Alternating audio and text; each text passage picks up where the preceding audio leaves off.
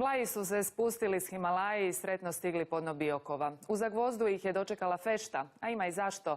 Prošli je tjedan 12 vlaških jurišnika ostvarilo cilj. Osvojili su Mera Pik na gotovo 6500 metara. Vratili se Vlaji rodnom Zagvozdu i svome Biokovu. Pljuštali su zagrlja i poljupci, pala i pokoja suza radosnica. Popeti se na vrh Mera, visok 6476 metara, pozamašan je zaloga i za iskusni alpiniste.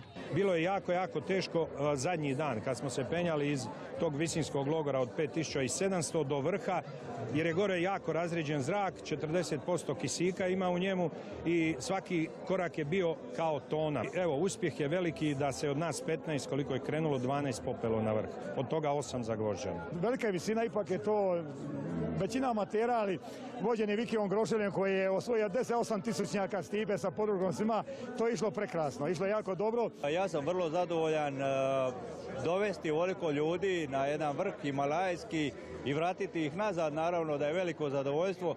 Mislili su mnogi da Mlikote Božić zbijaju šalu kad su prvi put spomenuli ekspediciju Vlaja na Himalaju. No što Vlaji naume, to i ostvare.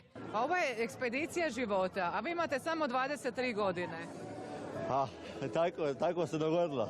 Kako ste izdržali to? Pa bilo je teško. Mržao sam 15 kila, ali vradit ćemo to. Za okrepu junaka parilo se iz lonaca, vrtili su se praščići na ražnju. Za okrepu duše tu je obitelj. Ni njima ovih mjesec dana nije bilo lako. Izdržali smo, a išli smo sa ciljem da se vratimo. A imali ste se komu vratiti? Definitivno. 25 godina braka, nikad nismo bili odvojeni mjesec dana. Pa dobro ste to izdržali. Dobro, ali teško. Hoćete ga opet pustiti?